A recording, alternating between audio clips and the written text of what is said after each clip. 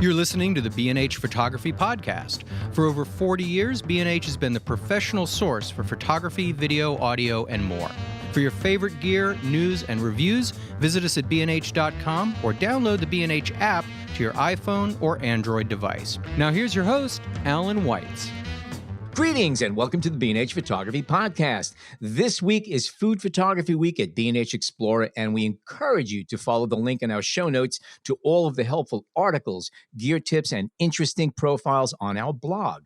And to that, here on the podcast, we've invited two food photographers to talk about their work, their individual styles, and specifically about photographing the foods associated with summer and creating images used in summertime advertising campaigns. In the first half of the show, we welcome California-based Meika Ejiasi. And after a break, we're going to speak with Sherry Lee of Cherry Food Photography. It's going to be a great episode, and we're going to give you Sherry's information and credits after the break. But for now, we welcome Meika Ejiasi, who's based in the Bay Area, specifically Oakland. Welcome to the show, Meika. Thank you so much. I'm so happy to be here. It's great to have you. Meika is an all-around food, lifestyle, and porch photographer. Her clients include American Airlines, Renaissance Hotels, Cho Chocolates, Maison Verbena, and McBride Sisters Black Girl Magic Wine. Now, if you don't want to have a swig of that stuff, I don't know what you're waiting for. That just sounds mighty tasty. Again, welcome to the show. According to unnamed sources, you're a pizza connoisseur, but pizza aside, what is your favorite summer food? And have you ever tried to photograph it? I would say my favorite summer food is anything related to like popsicles and ice cream. Okay. Yeah. But that's not Okay. food. Come on. That's sweet. Have you photographed ice cream and food a lot? Or ice cream and popsicles and such a lot? That is one thing I've never photographed, and I really want to as a personal project. It's going to be a challenge because you got to keep those things cold. So, yeah, that's definitely a personal project I want to work on in the future. Well, it's not only keeping things cold. The pizza has its own thing because pizza looks great out of the oven, but you let it sit there for 5 minutes, and that nice sheen kind of goes like a little bit dull. And so you've got two different kind of challenges there: keeping the pizza fresh by keeping it hot and shiny, and then keeping the ice cream from like not going away. That's right.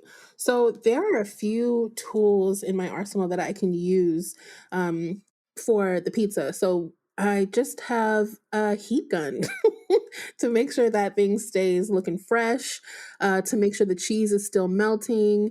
I even have a little secret where I could bring shredded cheese with me and just add it on top and then melt it with the heat gun, just to add a little layer of texture. And then with popsicles, I have never tried this, but I'm thinking setting the scene first and then bringing the popsicles out last minute. And I could also utilize dry ice just to keep the popsicles in the shape that they come in.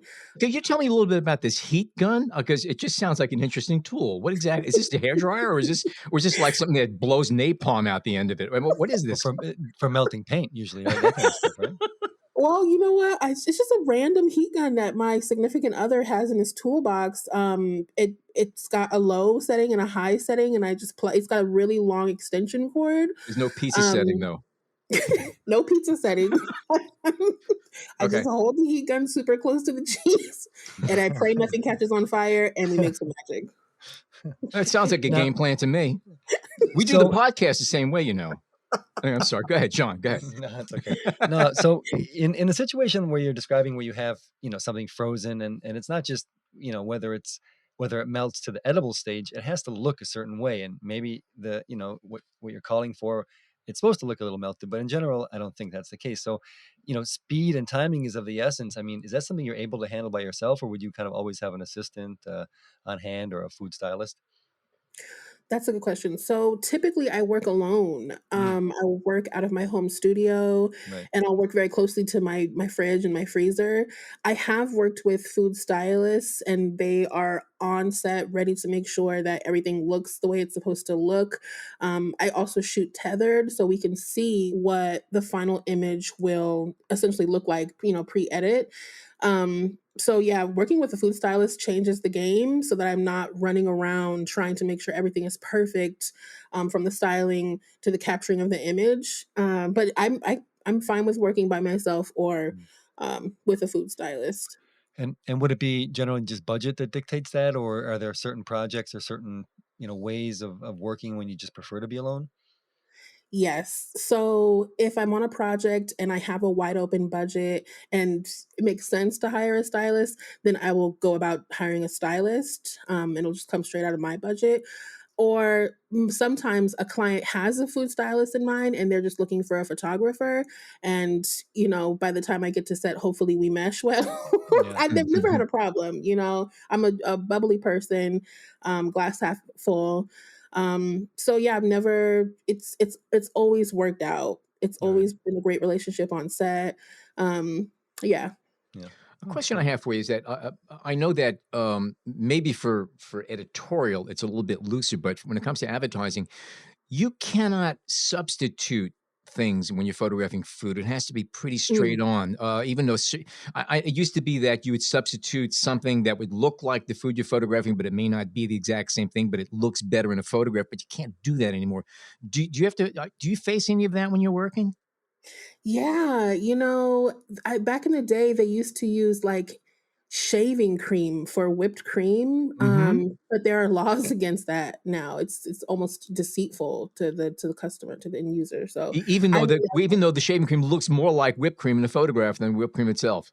yes, and it was just, I would assume it's easier to work with to keep everything pretty much still for a long amount of time on set, but yeah, no, that's a no-no. I don't ever use anything that I can't eat afterwards because it's like a treat. You take a good photo and you get a little snack. So Yeah, well, no, and actually, it used to be that you could not eat the food that was yeah, used for photography because it would be poisonous from the amount of things that they put on it to make it look edible in a photograph. yeah, absolutely.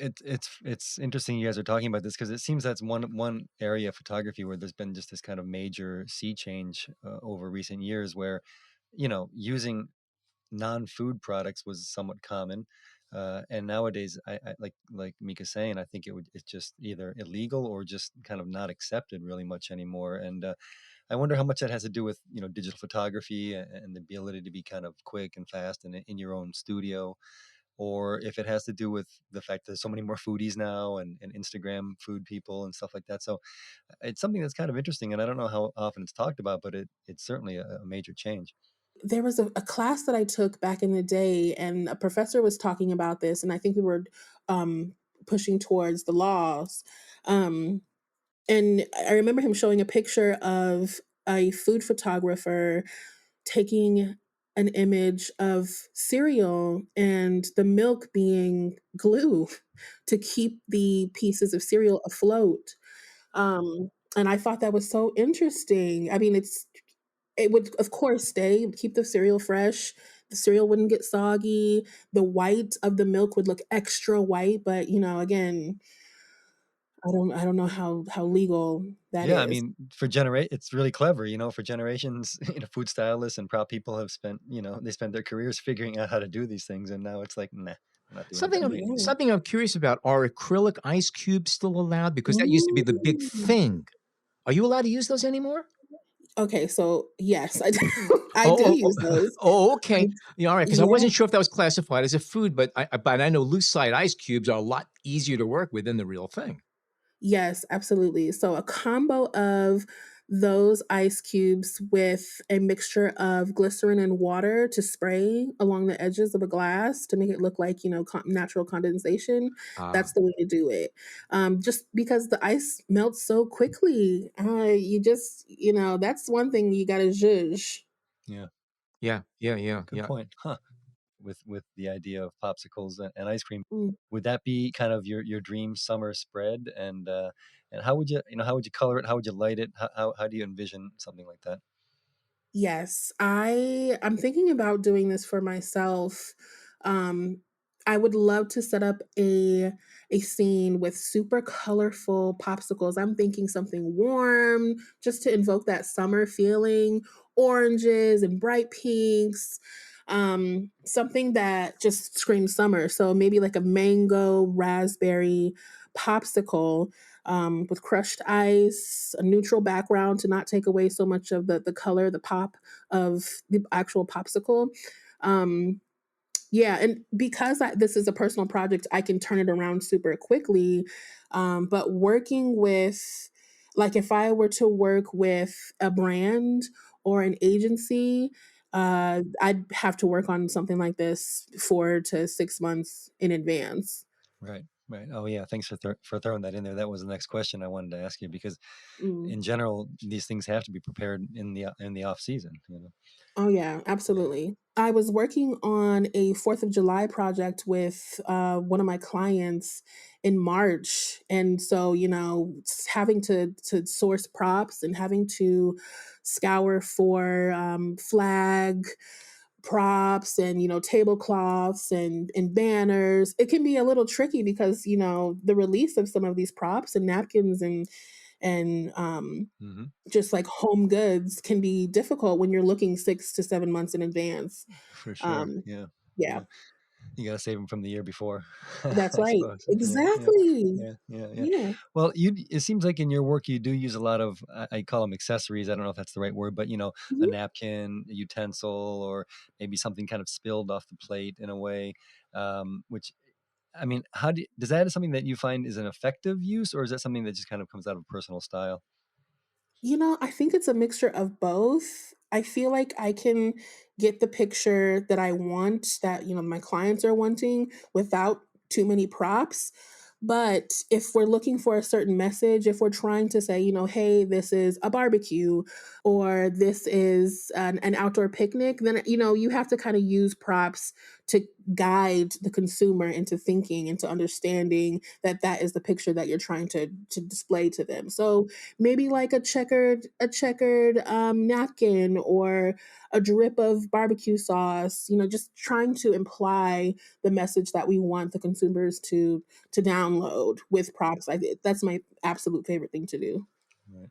I imagine too that there's different approaches or different desires in some cases where you might one case you might want to just really be looking at the food itself, and taking a long Mhm. look at how sumptuous it is.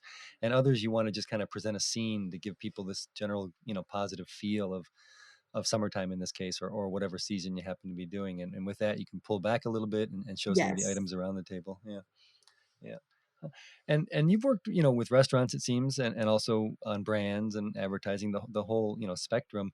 Do you have a preference? I mean, do you like working in restaurants and live settings? That's a really good question. Working in restaurants, people are hungry all the time, so they can't just shut the entire restaurant down because you want to take a few pictures in the front window. So it's there's a lot of pressure shooting in a restaurant scene. You've got waiters walking back and forth. In the food, you want to try to preserve the food because the last thing you want to do is have them make another dish. Right. So, that being said, working in my own controlled environment with artificial light and being able to take my time, I think I prefer that. I just feel like I can take as many pictures as I need to take and waste as much time as I need to waste just to get to perfection. I'm a slow and steady girl. Well, I know I used to photograph a lot of restaurants for magazines and stuff, and you do have a very narrow window. You have to work Mm, usually from say about 2:30, quarter to 3, and be finished by 4, or start way before the lunch crowd shows up, depending on what mm. the nature of the business is. But you have a very small window, and you really have to work with the chef and the owner, because again, if once things start picking up and business starts picking, customers start coming in, you got to get out of there. You can't be in Yeah, the way. yeah, So I appreciate it. Yeah, working in your own environment, yeah, it's a lot better for food. No two ways about yeah. it. I agree. So maybe we could talk a little bit about your American Airlines shoot. Needless to say, a very big client and somebody you want to please and hopefully, call you back the next time. Can you describe how you got that job and what it entailed and just talk a Yeah. little bit about And I also want to know what you said right after you hung up the phone and you found that you got this assignment. If you, of course, assuming you could say these words on the air, it is a family show, but go ahead. Go ahead. Yeah, I got an email from American Airlines saying that they wanted to utilize my services to snap photos of 4 hotspots in Oakland for their next in-flight magazine. And, they said that they found my information from Black women photographers. Oh, And immediately I had to read the email 3 or 4 times. I couldn't believe that that big of a client was interested in me. So yeah, it was humbling. And I feel like after that project, I kind of took off. Like once other brands realized that I am trustworthy to mhm. have a relationship with such a large brand, they also trusted me. So the first thing I did was put that information on my website. Like, hey, look, I can work with great, huge, worldwide brands. And this is the work that I've done for them. Hire me. And people listen. People listen to that when you work with these large brands. Hmm. Was this the Yeah. first major company that you worked for commercially? Yeah, yeah. It was. Well, you know what? No, this was the biggest company that Okay. I've worked for. Yeah, All right. yeah. And it's funny because I love listening to this because my first commercial assignment, not long after I got out of school, was for Eastern Airlines Pastimes magazine. And so I Mm. had the same kind of reaction you did. That's a long time ago. I don't even know if Eastern Airlines, they're not even around anymore, are they? Right. But it also, I think, and correct me if I'm wrong, when I got this assignment, it made me realize that I have to start taking myself a little bit more seriously. And I Mhm. also realized that somebody just hired me, and that's because they trust me, and that means that they're willing to put their reputation on the line because they trusted me to do this assignment. Did that cross your Yes. mind at all? Oh my goodness, like 5 times a day after I got that email. No, it's a biggie. I Yes, mean, it's very sobering because, "Oh, yeah, I'm a photographer," and all of a sudden they call you and go, "Oh my god, they're taking me seriously." yes. Oh Right? gosh, yes, I felt all of that in every single bone, yes. Hmm. And then talk a little bit about the assignment itself. So there was 4 restaurants or hotspots that you had to check out. Did you have to look for them yourselves? Did you do research behind the scenes, or they brought them to you? And did they arrange access, or were you on your own to make phone calls and such? Yeah, so they brought the list to me. They told me that they've already spoken to the managers on site. One place was a bike shop. One place was a bakery. There was a juice bar, and then the other place, it was a coffee shop. So it was a nice range, a nice Hmm. range of clients that I got to pop in and pop out. Their space. And it's one thing I realized after that project, it's one thing to say, "Hey, we spoke to the manager, go ahead and take the time you need to go to these places and take pictures of their products or their services." But it's another thing to actually go there and speak to like an associate or somebody that's like a waitress, and they're like, "Who are you? Give me some credentials." And working with a huge brand like American Airlines, and being hired off as a third party photographer, they don't give you like a press release pass or a press Right, pass. right. They You don't know, just so you open the just doors and put the red y- carpet down. Yeah. yeah. So I gotta every time I go to a new client or one of the clients that they've sent me to, I have to explain myself. I have to explain, who I'm working for, explain what the project is for. So that part was a little daunting, having to prove why I'm there. I'm not just a regular Joe Schmo trying to get, some Mhm. free product, but I can do that all day and night just to be able to work with a Yeah. international Yeah. brand. I get those are small potatoes. So Yeah, and those are actually different photo skills, I mean, especially if you're working in the studio a lot and you're used to working by yourself. I mean, then have to go out and, mix up with other people and say, I need this space. Can you clear out? Can you do this? Can you support me? mm, Can you help me? That's a whole other set of skills that you have to develop. yes. But did you take your time? Did you go back to the locations? Did you do everything in one setting? Did you have access to, let's say, the kitchens, details of food or coffee or whatever it happened to be? And then did you just kind of give them a wide range of possibilities and send it into the editor? Yeah, that's a good question. So I try to always overshoot so that they have more content to choose from, just to make sure that I don't run the risk of having to go back out to get more content and having to, hey, it's me again. I didn't do my Right. job right the first time. So yeah, I was able to get back into the kitchens and get detailed shots of people like mixing cakes and pouring cake batter into pans, and people interacting with customers, and just close shots of like for the bike shop that I went to, close shots of them fixing a bike and building bikes from scratch. I don't know too much about bikes, but I learned a little bit. That's great. But yeah, I met some really dope people in my community too, doing these pop-ins, these short little photo shoots at their place of work. So it was really dope. It was really Yeah, dope. that's great. Yeah, and it was really nice when they sent me the tear sheet to see, my name in a magazine that Mhm. millions of people are gonna And see. just curious, how many photos did they use in the spread? They used a total of Okay, five images for a 2-page spread. nice. Oh, that feels great, doesn't it? It feels so good, yeah. And did you bring lights with you at all? And what's your gear setup for a shoot like that? I imagine it's maybe you can compare what you shot with in settings like these compared to what you shoot back in the studio. Yes, so it was all natural light, which Hmm. again, like when you go to a place for the first time and you've got your camera, it's hard to tell like what their lighting situation is. So I'm climbing over couches, ripping open curtains because it's just too dark, and I'm trying not to crank up my ISO too high. Hmm. And I'm trying to position um waitresses in ways where I'm pulling them in unnatural spaces. So, like, there was one instance at a coffee shop where I had to pull a barista to the side of the window. And she's like, well, we never really make coffee over here. I'm like, I know, but the light is better. So let's just pretend. Um, yeah. Hollywood magic. There you go.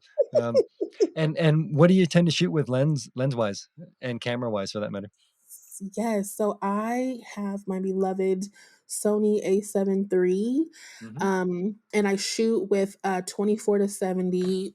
Let me see here. I got a G Master 2.8. Okay. Nice lens. Yes, it's had to save. Had to save for Mhm. that baby, but Yeah. Yeah. I got her. And that's also kind of what you use at home and in the studio as well.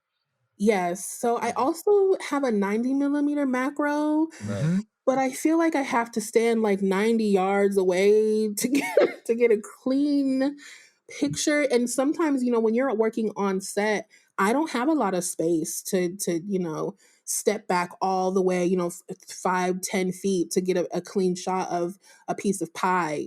So I made sure I took my 24-70 so that no matter what situation I was in, no matter, what type of room I was in, I was able to, use my zoom lens to get the pictures that I needed to get. Because we're talking about summertime and this is kind of the theme of the show, what are your plans for the rest of the summer? The plans for the rest of the summer, now that things are opening up, I think I'm just gonna have to head back over to the East Coast, visit some family in Philly, probably do a little road trip to New York to get some pizza because let me tell you, the pizza here is not it. I'm sorry, you can fight me, but it's just not the You same. It's noticed not the that, huh? same. You leave New York, it's Yes. just, ugh. You mentioned some personal project. Are these food related or something totally separate? Yeah, so I had this idea of photographing corn. I know it sounds crazy, but um so corn is always like, the side dish and never the star, and Hmm. I just want to I struggle sometimes with taking photos of my two favorite things, so portraiture and food, and I struggle with trying to marry the two, and so I figured let's take photos of um people enjoying food, people enjoying corn. um I want to take pictures of, what it means to go to a grocery store to remove I remember when I was little, I used to do this. I used to go to a grocery store with my mom and we would go to the produce section and we would select, because we love corn in this family. So we would select corn and we would remove the husks, Mm-hmm. and there'd always be like a trash can by Yeah. the corn. And so, we would throw that in the trash, and take it home and boil it. And it would always be like with a steak and potatoes, or, it was never really the star. And I really want to capture that some way, people enjoying the process of picking their corn and boiling it. I know it sounds so strange, but it's in me to capture this. It's in me to capture this. Eating I don't know. corn is also kind of a funny thing. Everyone has their own little way of doing it. Some people just eat it right off the cob. Some people take a fork and lift it off. And some people Yeah. take a knife and carve down this. There's a whole bunch of different ways that people eat corn. Yes. And And that's it's beautiful. probably an Like, easy way of just another dimension to the story. oh, you're right. I never thought about that. But yeah, I've even thought about going to like a corn farm, taking Mm-hmm. pictures of, the stalks. I don't know, that I feel like this could really turn into like a huge project. I'll work on You that. It could, also, I mean, it could for so many reasons. Like the history of corn and the relation to the Americas is pretty intense, and all Mm. the different varieties of corns around the world. We barely scratch the surface here in the U.S.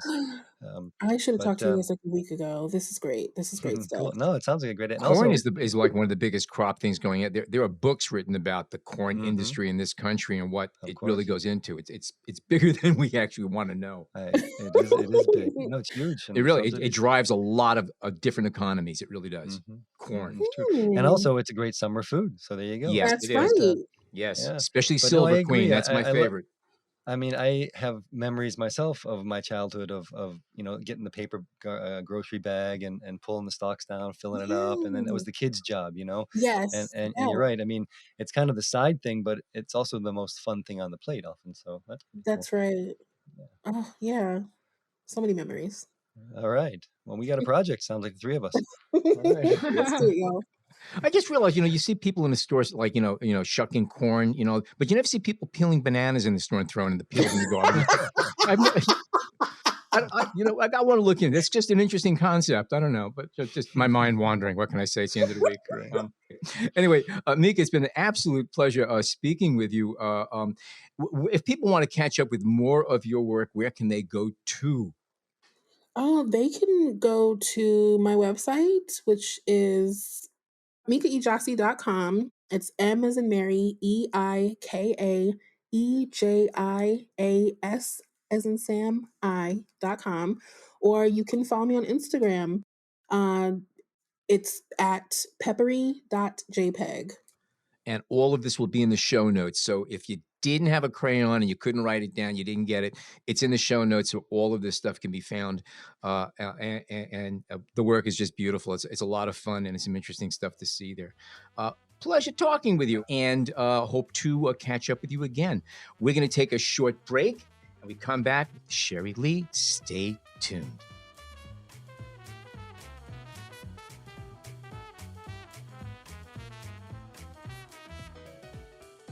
We hope you're enjoying this edition of the B&H Photography Podcast. The best way to support the show is by subscribing on Apple Podcasts, Google Podcasts, Spotify, or wherever you get your podcasts.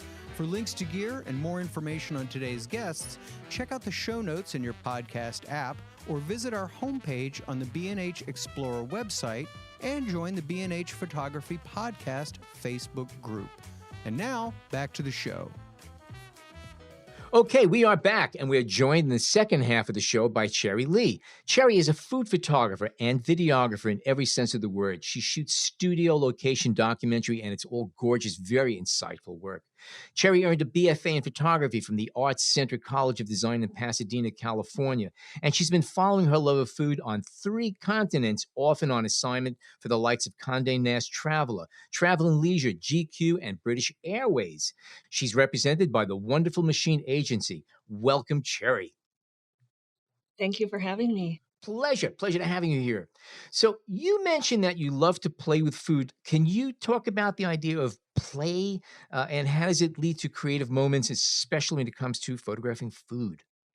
Yeah, play. I'm so glad you're leading with this question because play is so, so important to me, both in my work and just in life. I mean, it's how creative discovery happens. It's what we're born to do. And that really includes food and food photography. There's the obvious play where, it's like the adults telling the kids not to play with your food, where the kids are Which is playing an with the open invitation ingredient. right there. Yeah, exactly, exactly. You wanna feel the textures, you wanna feel, what the ingredients are doing in your hands, but also, like, combining different ingredients. I mean, like, kids and fancy chefs do that, right? Hmm. They put unexpected things together, and if it tastes delicious, it might also look delicious and, visually interesting as a result. I'm assuming you're a cook also? I cook a lot, Yeah. yeah. Okay. Um, Mm. I pretty much make all of my meals Right. at home. Right. Right. And experiment and play, I assume. Yeah, Yeah. yeah, and but it's not just playing with flavors. You can also play with food on a conceptual level, where you take your perception of a certain food as an object rather than the food Mm-hmm. itself. Mm-hmm. And you do that with getting up super close with a macro lens, or styling a food as a scene that's completely different from a scene like a plated food. In other words, And take it out you of can just context. Is that what you mean? yes, Okay. yes, exactly, and you can see like almost a new personality that this food takes on. Mm. Well, your Skin and Flesh series, I think, is a great example of that. I mean, and just for our listeners, I don't know if it's all macro shots, but it's very close-up shots of the scales of fish, and I think they're all fish, but they could be flesh of Mhm. other animals. But it's something that I just kind of look at and stare at, and then go to the next one, and it really does soak you in, and it makes you kind of rethink food. Yeah, I really enjoyed shooting that. I bet. I had a lot of creative freedom with that assignment. It was just the sushi restaurant wanted to showcase how fresh the fish is, Mm-hmm. um, and I just took it into its own world, and everybody was happy. Hmm. Can Actually, you that describe what that means when you took the food of fish into its own world? What exactly did you do? Now, again, this is an audio show of a visual concept, but give it a shot. Right, right. So the way that I looked at as I got closer and closer to that fish and the textures in there, it started looking like landscapes to me. Mm-hmm. Just the repeating patterns could be like a desert, like the way the earth cracks could be the scales. Um, there's one fish in particular that just looked like the Grand Canyon. And I just really got in there and explored and just saw it from different angles. that's great. Um, and it's also playing with the lighting. Hmm. There's certain lighting that makes food look pleasing that's more formulaic. And if you break out of that pattern, if you're not afraid to explore around that, around what works, quote unquote, for that food, then you discover different possibilities. Hmm. That's great. And in the case of Skin and Flesh, was that all shot at markets or on location, or did you bring those items back to a studio and shoot them? Um, I turned the kitchen into a studio. Okay, and that's wonderful. And did your food photography if you start in studio, or did you kind of originally or initially, you know, explore fish markets and kitchens and places like that when you got into it? My photographic life started in the studio. And when I started shooting food, I was immediately shooting in restaurants. And so I sort of treated the restaurants as if I were in a studio. Hmm. So at the start, I had super heavy and bulky equipment like Profoto power packs and tons of modifiers and big light stands. Oh, And I The bet kind the of stuff servers they love like that. having in busy kitchens. right. I mean, no busy And kitchen should be without a complete photo studio with stands and everything else. How'd they allow you yeah, in with this? exactly. What else are chefs going to trip on? Right. No, seriously, No, seriously. I mean, that is a big thing. Obviously, you're working off hours. This couldn't be during normal hours. Or am I wrong about that? most of the time in the beginning, I was shooting during the day before the restaurants opened for service, but it would spill into service.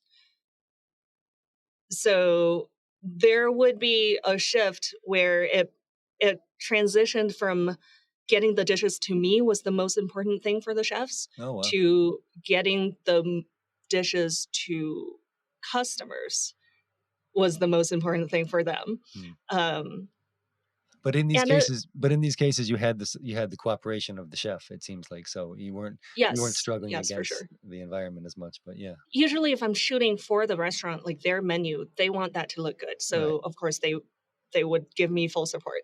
right. But if I'm shooting for editorial assignments, it wouldn't be that long. So, they would still support me before they got tired. And before they got tired, I'm done. Yeah, yeah. Um, And do you like both sides of it? I mean, do you like to have where you're rushed and you're working more like a documentarian or even a news photographer to some degree, or do you kind of prefer to take your time and reapproach things and have a second take, et cetera, et cetera? I like both. Mm-hmm. I do like the energy in the restaurants, Yeah. and there's a bit more collaboration. It's not just me and the stylist and the art director, it's me and the stylist and the chef, and we all have an idea of what we want the food to look like. So I quite like that. Mhm. But also, just because I'm shooting in a restaurant doesn't mean that I'm just documenting. Also, I do bring in the lights, and it does kind of turn into a studio. And sometimes the dish comes out and it doesn't look good, and I send it back and ask for a replating. Hmm. So I do get second chances even in a restaurant most of the time. Right. Something I'm kind of curious about is that, first of all, again, a kitchen is a very, very intense place, especially when people are up there and working. I would assume you did not have light stands all over. Were you clamping lights onto like racks or different pipings and stuff like that? Or how did you set your lights up without getting in everybody's way? And is it safe to assume that you're using battery powered packs to eliminate any cables? Because again, cables and stands just don't work real well in the kitchen. Yeah, so I quickly learned that aspect about shooting in the kitchen.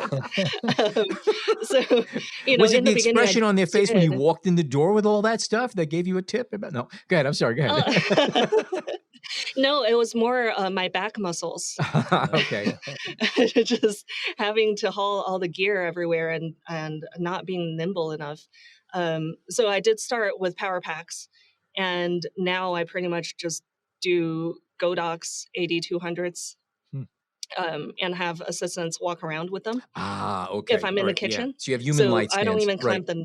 Yeah, Okay. I don't even clamp anything down because the action could be happening in any direction, and we need to be able to pivot. In a sense, Uh, shooting in a kitchen in that kind of a situation is not unlike photographing a wedding when it comes to lighting, because again, wedding photographers, they also will also have assistants just hand holding these battery powered lights and just positioning them, seeing where you're aiming your camera, and if you have a good assistant, they aim the light with mm, your aiming. So I guess it's kind of the same thing in the kitchen where yeah. you're sort of dancing around these people. It is a choreography in a sense. Yeah. Yeah. I never thought about that comparison, but it's true. Yeah. Well, I'll follow you on all of your assignments from now on and give you very good verbal descriptions if you want. They have a very modest fee. It's a new it's a new job I just made up right now, but we could Yeah, talk that about sounds this. like a great gig. Color commentator. I like it. Well, speaking a little bit about lighting and gear, in what looked to me as more studio produced shots, there are several that are overhead. I mean, do you like to work specifically from overhead, or is that just my reading of images on your website? And how do you compose from overhead? What kind of support? What kind of support do you use? Lenses, lighting, etc. When you need to get above. For larger spreads, I do like the overhead, so you see all the dishes Hmm. and possibly the hands that are eating the dishes. Um, Again, I started with more elaborate setups with mono stands and or a single mono stand.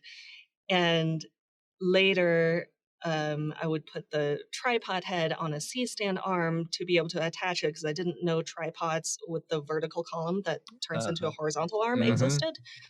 Um, yeah, so I found ways around rigging before I found the perfect tripod. And now it's just a little tripod geared head. It's tethered usually to capture one unless again there's no space for a computer to fit comfortably on the set, and that would only happen in a restaurant. Right. And in which case I would wirelessly connect it to my iPad. I see. Huh. I like the mobility of the iPad. So if I have to walk to the prop table while the stylist is tweaking something, or go back to the kitchen while the chef is doing something on the table, I can still see what is going on while I'm not physically there, and I don't have to run back and forth. But if I do have a client on set, I like to do it through Capture One so that it gets the treatment as I'm shooting. We're here in summer, so we do want to ask a few questions about summer foods, an ideal maybe summer setup that you'd like to do, and again, having photographed in Europe and Asia and the States, perhaps you can discuss a little bit about some of your favorite summer foods from different cultures. Yeah, in France, summer foods just conjured up images of picnics. So bread and cheese and cold cuts and salads. Mm-hmm. And in China, there was so much fruit in the summer, so many more varieties of fruit. You really felt the seasonality of summer. And yeah, when I lived there, my friend and I would just walk through the alleys and buy an entire watermelon at a fruit stand, ask them to cut it open, and we would just sit there and eat the entire watermelon. I actually do have some shots of someone eating a watermelon just like in their lap from a spoon. Right. Well, my son did that yesterday, actually, here in New York. Nice. I thought there'd be half of it left maybe today, but it was all gone. So yeah, of I'm course. Why impressed. would you leave half of it? Yeah, why would you leave half a watermelon? It's the best way of getting a seat on the subway. You also just sit down with half a watermelon and just start eating it with a fork. And people usually leave a lot of space around you. At least that's what I That's a find. good trick. And in terms of you're talking about salads in some of the, I guess, in the French culture for summertime. Have you photographed salads much, and any tips and tricks? Because it seems keeping salad looking fresh for more than a half an hour, especially if there's dressing and stuff on it, is very hard. Yeah, I have shot a bunch of salads for various restaurants and ad campaigns actually also. Mm-hmm. And you don't really dress the salad. Mm-hmm. You would just keep it pretty dry until you're ready to go. And if you need a little bit of moisture, you spray some water or water glycerin mixture on it. You would like drop a couple of drops of something that's like olive oil looking Mm-hmm. when it's ready, but you wouldn't like toss a salad and photograph that. Gotcha. What would be about a tossed salad that you wouldn't do? What makes it not believable? I guess that's my question. It could be believable, but it just wouldn't be very appetizing because once you Okay. toss a salad, then you get wrinkles in it. It's wet in places you don't want it to be wet, and dry in Gotcha. places you want it to be wet. All And right. and you do work primarily with a food stylist when you're working in studio. Is that true? Yes, in Yeah. studio almost always. Mm-hmm. I do enjoy styling food also, but there's only one of me. Right. And I would rather focus on what I do better, which is the photography part, and let someone else do what they do best. And are you usually asked to hire them yourselves based on the budget, or are they supplied for you by the creatives? Oh, I put my team together. You do. Okay. Always. Yeah. Oh, that's great. That's great.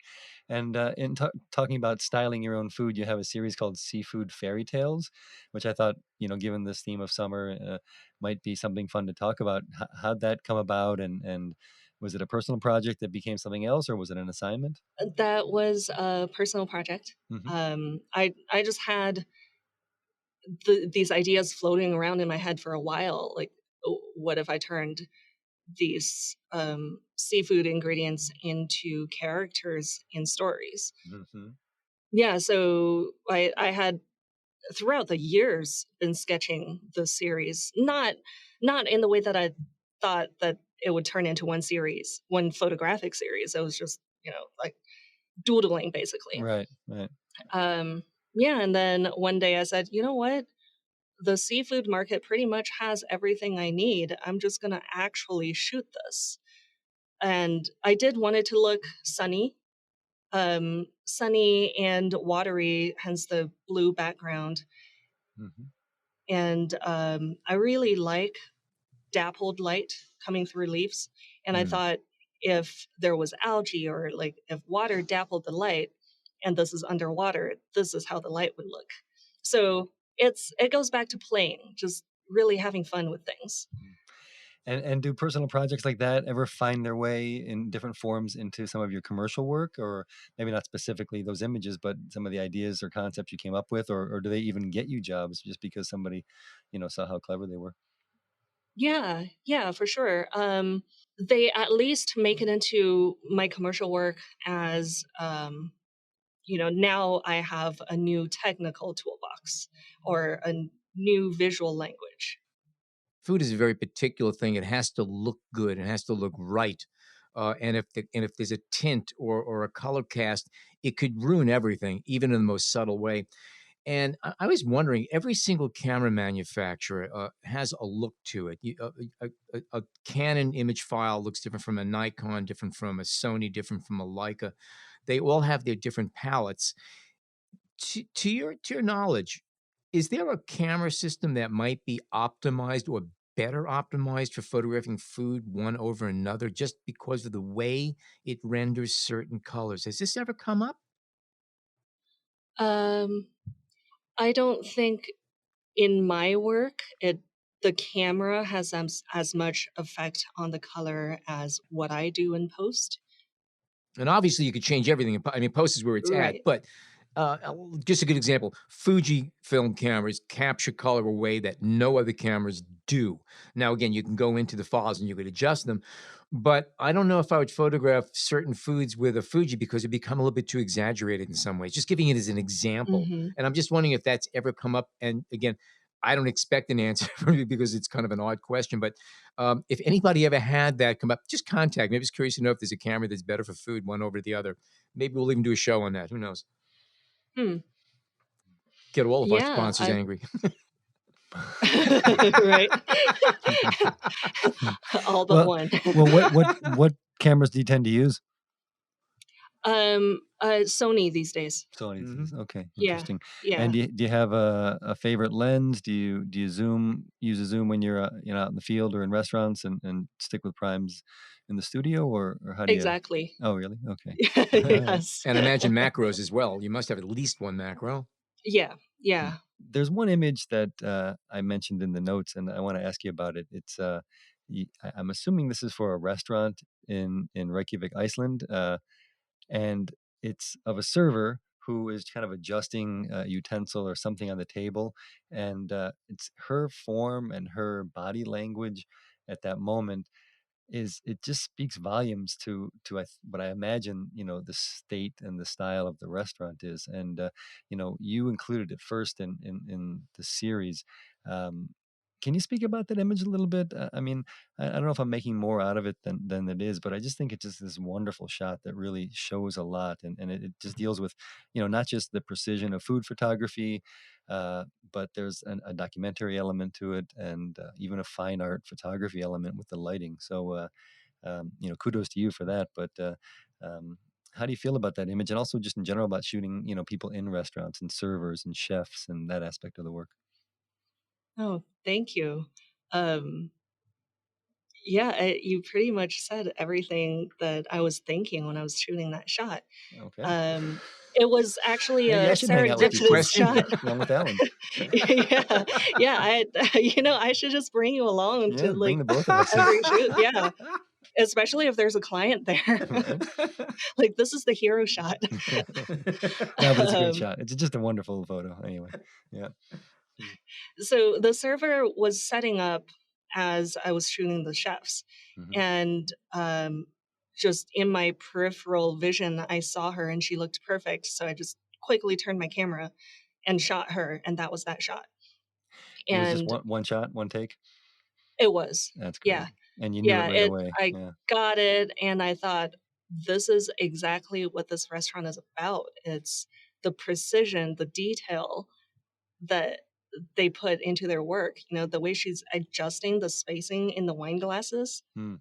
and she's checking every single wine glass for fingerprints or one speck of dust or whatever it is.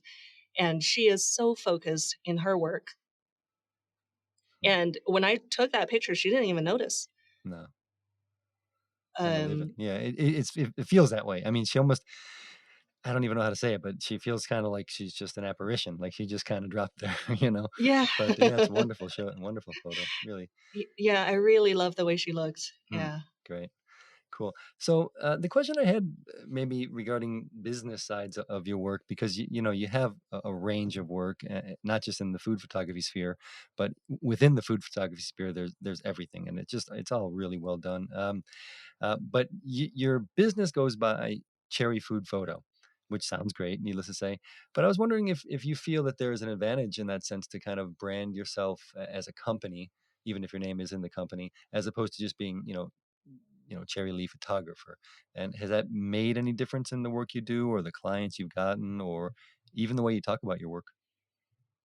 Um, I really don't know if it's made a difference because I don't have a control group. Hmm.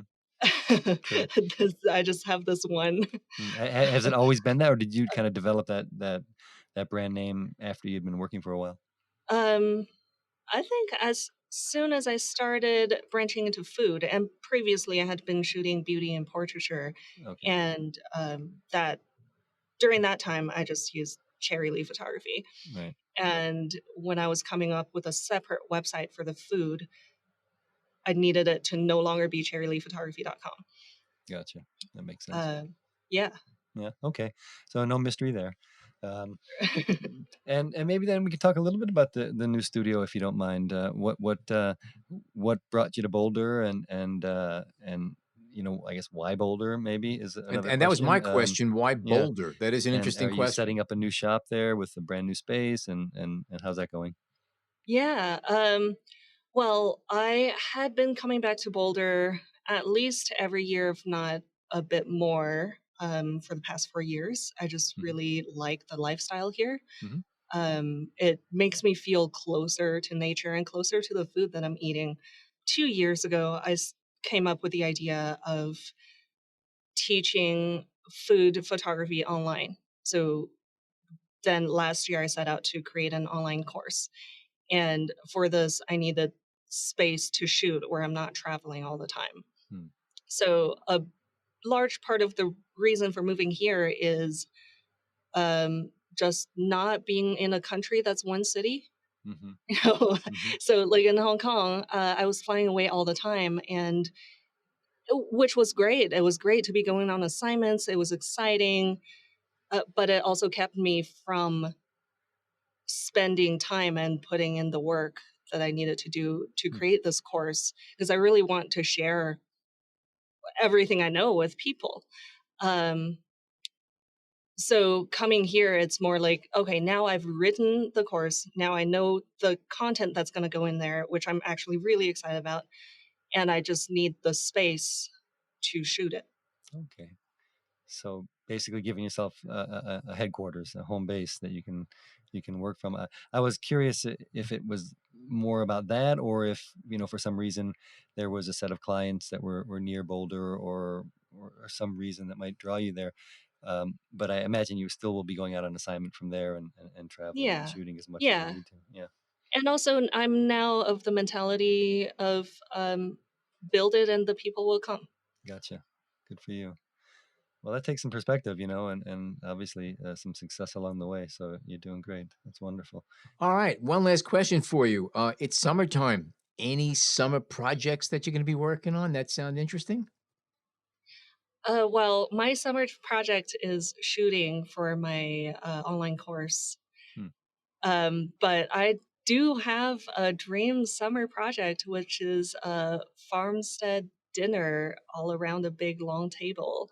So if anyone out there needs a summer dinner scene shot, you know where to find me. And how would you shoot it? Would you try to incorporate everything in one wide shot, or would you do a bunch, several images, a series, an essay? How would you approach it? Probably a series. Hmm. Yeah, I would have the big long table. I would have all the guests and some details. The produce coming out of the ground. Hmm. Yeah, the preparation, everything. Oh, that sounds pretty nice. Well, I hope you get to have that. I hope not only do you get to shoot it, but you get to enjoy one. So, in your new location. And remember, John and I are available to give an ongoing, explanations of everything that's going on for anybody in the background who's watching. Cut that out. Kind of creepy. Kind of creepy, yes it is. That's a great self-promo plug for your new gig. It's for the new business, let's just see how it goes. Why not? Hey. Well, Cherry, it's been wonderful speaking to you for the past half hour, 45 minutes or so. What are some of the new projects that our listeners could look forward to and things they might want to look for? Also, a little bit about this class that you're putting together, these courses.